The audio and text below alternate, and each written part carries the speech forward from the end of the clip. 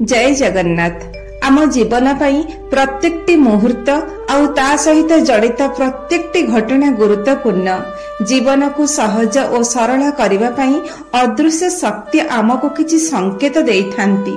सही संकेतरु जना पड़ी जाई थाए करिबाकू जाउथिबा कामटी सफल हेबो ना विफल हेबो, दिनटी मोर भलरे कटिबो ना मंदरे कटिबो, आगामी भविष्यत सुख आनिदेबो ना दुख आनिदेबो। सही अनुसार सतर्क मध्य होइजिबा आवश्यक। आसंतु सेथि मध्यरु मात्र 24टी संकेत संपर्क रे जानिबा। प्रथमतः आम सनातन धर्म रे गाई पूजनीय आउ माता अटंती। जदि आपणक घरर द्वार देशकू गाईटी आपे आपे आसी हंबाळे तेबे मध्य ताहा अत्यंत शुभ बोली कुहा जाए। निकट भविष्यत रे सही घर को खूब शीघ्र खुशी खबर एवं धन मध्य आसीबार संकेत मिली थाए। सेहीपरि आपण जेतेबेले कोनोसी गुरुत्वपूर्ण कामरे बाहर को जाउथांती आउ रास्ता रे गाई देखंती किंबा गाई थारु बाछुरी क्षीर पिउथिबार दृश्य देखंती ताहा अत्यंत शुभ होई थाए। द्वितीय रे जेउ घरे एका सांगरे बहुत परिमाण रे कला पिंपुड़ी देखा जांती सेही घर को धन आउ ऐश्वर्य आगमन सूचना मिले। तृतीय रे घर ऊपर जदि कोइली उड़े तेबे ताहा शुभ संकेत देई थाए। चतुर्थ रे काउटीए पात्ररो पानी पिउथिबार किंबा खाद्य धरी उड़ी जाउथिबार दृश्य शुभ सूचना देई थाए। सेथिबाई प्रत्येक व्यक्ति निज घर सम्मुखरे पक्षींका पीवा पाई पानी पात्र रखिबा भल। विश्वास रहिछि आपणक घरु पक्षी पानी पीले आपणक घरे सुख समृद्धि वृद्धि होई थाए। काउटीए जदि आपणक अगणारे बसी क्षीण स्वरे राबु थाए तेबे दाम्पत्य जीवन रे मधुरता आसी थाए बोली विश्वास रहिछि। किंतु जदि कर्कश स्वरे काउ राबु थाए तेबे परिवारर सदस्यंक उपरकू किछि विपद आसीबार संकेत मिली थाए। पंचमरे चढ़ई माने साधारणतः डरुआ स्वभावर होइथांती, किंतु जदि काहारी घर को बहु संख्यारे चढ़ई बिना डररे जास करुथांती खाद्य खाउथांती ताहाले से घरे सकारात्मक ऊर्जार प्रभाव खूब रहिथिबार संकेत मिले, सबु शुभ होई थाए। सेहीपरि मुहरे रुटी खंडे किंबा कोनोसी खाद्य द्रव्य नै जाउथिबार काउ जदि आपणक घरर छात उपरे बसि जाए तेबे एहा आपणकर समस्त मनोकामना पूर्ण हेबार संकेत देई थाए। जदि कोनोसी स्थान रे अनेक गुडी काउ बसी बा ओडी कर्कश राब देउथांती तेबे से स्थान छाड़ी चली जा उचित, कारण एहा कोनोसी विपद बा अशुभ घटनार संकेत देई थाए। षष्ठरे कोनोसी गुरुत्वपूर्ण कार्य रे जिबार थिले जदि आपण हळदी बसंत देखंती, कोइली राबुथिबार देखंती किंबा मयूर देखंती तेबे अत्यंत शुभ होई थाए। सप्तमरे घर बाहरिबा समय रे नेउळ देखिले मध्य बहुत शुभ होई थाए। अष्टमरे घरर अगणा बा छातरे जदि धड़ा पेचा आसी बसंती ताहा अत्यंत शुभ आउ धन आगमनर संकेत देई थाए।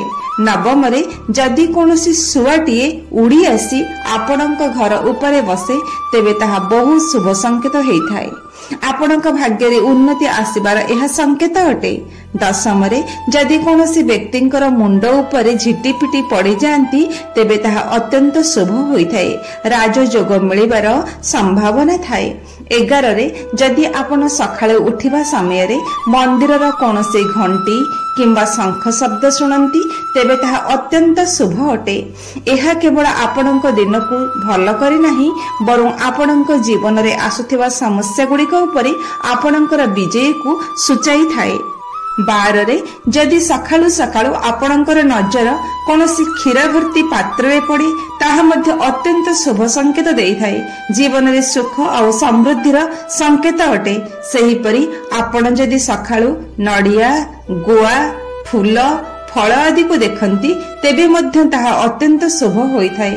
13 रे सखाळु घर बाहर जाउथिबा समय रे जदि केही झाड़ू करुथिबार देखंती तेबे मध्य ताहा शुभ संकेत देई थाए। सेहीपरि घर बाहर जिबा समय रे जदि आपण जलपूर्ण बाल्टी बा कलश उपरे आपणकर नजर पड़ी जाए तेबे ताहा आपणक कार्य रे सफलता और शुभर सूचना देई थाए। 14 जदि महिला शरीर बाम भाग और पुरुषों शरीर दक्षिण भागर कौनसी अंग स्फुरित हुए तेबे ताहा शुभ संकेत देइथाए। एहार विपरीत स्फुरित हेले अशुभ संकेत देइथाए। 15 जदि घरे जेते ध्यान देले मध्य क्षीर उतुरी पशि जाउछि तेबे घर को कौनसी मूल्यवान द्रव्य आसीबार शुभ संकेत अटे। 16 घर बाहरिबा समय आपण जदि माछ किंबा पानपत्र देखंती तेबे यात्रा रे सफलता मिलिबार संकेत देइथाए। 17 घर बाहरे कौनसी कार्य रे जीवा समय जदि खाली पात्र देखंती तेबे ताहा कार्य रे बाधा आसीबार संकेत देइथाए। सही परी 18 घरे हठात दर्पण भांगी जिबा बा कौनसी काच जिनिस भांगी जिबा अशुभ बोली कहा जाए। 19 जदि कौनसी व्यक्ति घर को फेरुथिबा समय रास्तार किछि टंका पांती तेबे ताहा अत्यंत शुभ अटे।